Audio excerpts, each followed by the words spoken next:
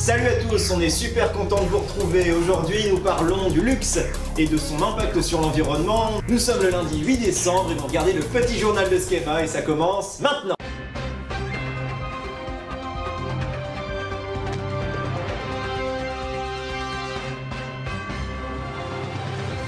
L'industrie du luxe est une des seules qui se porte bien en ces temps de crise.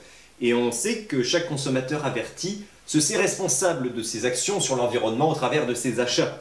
Il n'en est pas moins que l'industrie est diabolisée par le reste du public.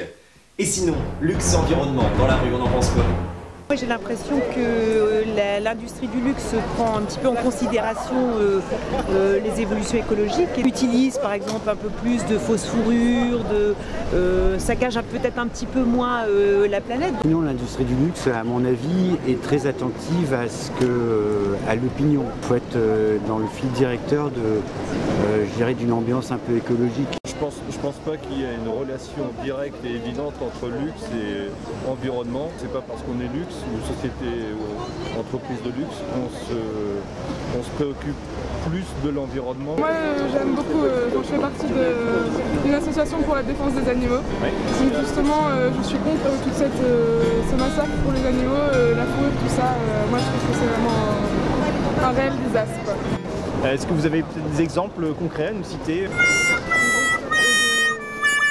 Si on s'arrête là, on retient que si on produit des manteaux en fourrure ou des sacs en croco, on est méchant. Alors bien sûr, on a voulu pousser l'enquête un petit peu plus loin. Nous avons contacté monsieur Patrick François, manager au département changement climatique et développement durable de KPMG France, pour savoir si l'industrie du luxe se gosse réellement de son impact environnemental. Les entreprises du luxe ont les mêmes obligations que les autres sociétés françaises. L'article 75 de la loi Grenelle 2 oblige les entreprises au-dessus de 500 employés à publier un bilan de gaz à effet de serre. Volet RSE, on a des obligations de publication et de vérification des informations sociales, environnementales ou sociétales. À l'international, convention CITES qui entraîne des obligations par rapport à l'achat ou à la vente de produits qui sont issus d'espèces protégées. Ces sociétés ont véritablement pris en compte le facteur RSE dans leur développement. Alors les sociétés du luxe sont très exposées médiatiquement et à ce titre, elles peuvent être directement confrontées à des risques en termes d'image en cas de scandale d'un point de vue environnemental. Les sociétés, surtout les plus importantes, ont commencé à prendre en compte le sujet en l'intégrant petit à petit dans leur stratégie. Pour autant, ce n'est pour l'instant qu'une démarche qui débute et pas une stratégie intégrée au business model. Alors les plus grands groupes ont mis en place des initiatives très intéressantes en matière notamment de suivi des fournisseurs ou encore de réduction de l'impact environnemental. Un exemple très intéressant, c'est celui de Puma, qui fait partie du groupe Kering, qui a mis en place dès 2011 le compte de résultat environnemental. La monétarisation des impacts environnementaux afin de prendre en compte véritablement ces impacts de manière économique. En parlant justement d'initiatives, que pensez-vous de celle d'Hermès avec le petit H? C'est une très belle initiative puisque ça permet de passer du concept de déchets à celui de ressources.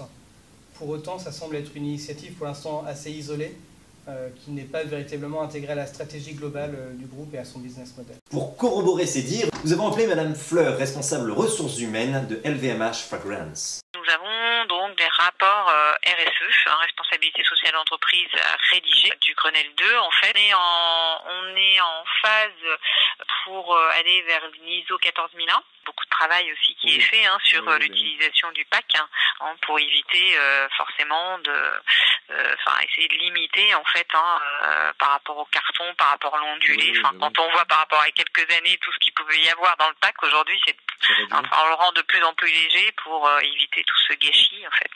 Aujourd'hui en fait on évite de faire des petites contenances, des petits cartons, où aujourd'hui on fait plutôt ce qu'on appelle les caisses américaines. Bon, visiblement, cadre légal l'oblige. Les entreprises ont fait des efforts ces dernières années. Cependant, on n'a eu qu'un son de cloche, donc nous allons essayer d'aller voir du côté des associations de consommateurs. Visiblement, UFC Que Choisir ne répond pas.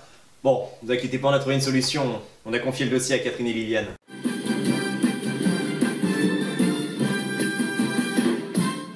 Tu sais pas quoi, Liliane? La dernière fois, j'étais chez le docteur. Ah, t'es malade? Ah ben oui, enfin, Liliane, si je vais chez le docteur, enfin bon, j'ai pris un magazine sur la pile, mais dedans il y avait un dossier WWF ça s'appelait Deeper Luxury, je crois. Enfin, tu sais, les petits trucs qui vont sauver les nounours en Antarctique. Oui, je les aime bien. C'est un peu genre les James Bond là. Oui. Contre les méchants. Ils engueulaient un peu les marques de luxe. Je sais que quand tu utilises de la fourrure, ah ben c'est de la bien pour les pauvres petits animaux. Même Brigitte Bardot, elle est d'accord. Oh, elle est belle. Mais oui, elle est belle, les gars, mais enfin, c'est pas ça le sujet. Avec l'industrie du diamant, ça provoque des guerres dans des pays comme le Congo. Mais pourtant, la bague que Jean-Pierre m'a offert et tout, enfin, il n'a pas fait la guerre pour aller la chercher. Mais non, Liliane, c'est les grandes marques de luxe qui financent tous ces conflits pour extraire le diamant. Après, ils apportent les diamants en Irine inconnue et hop, Jean-Claude a acheté ta bague. Ah, d'accord. C'est triste quand même, hein. Ben oui, c'est triste, Liliane. Non mais attends, le pire c'est que c'est pas fini. Il y a même eu des saisies qui montrent qu'il y a encore du braconnage d'animaux. Ah ben, je félicite pas. Ah ben non, on peut pas. Hein. Et puis bien sûr, je te parle pas de toute la corruption qu'engendre l'extraction de matières précieuses. Hein. Dans le rapport, il y avait 10 préconisations concernant la Corporate Social Responsibility. Ça a été écrit en 2007. Enfin... Oui. Ils ont peut-être eu le temps d'agir depuis un peu. Ah bah oui, je pense qu'il y a eu des initiatives avec les grandes marques de luxe s'en sortent plutôt bien maintenant. Ça veut dire qu'éventuellement, on pourrait envisager de conclure. Par nature, l'industrie du luxe suppose une certaine longévité, car elle est faite avec des matériaux nobles. Les produits réduisent leur empreinte carbone. De ce point de vue, c'est la mode qui est un problème pour le développement durable. Le luxe, lui, se distingue de la grande consommation. Il se fonde sur des matériaux rares, donc des quantités limitées. Ainsi, l'artisan en veillera à tout simplement ne pas gâcher. L'industrie du luxe parvient donc à articuler exploitation et préservation des matières premières de luxe par un contrôle de plus en plus pointilleux de la méthode de production. Voilà, on remercie KPMG, LVMH Fragrance et UFC Que Choisir. À l'année prochaine, mes mieux, mes meurs. Salut!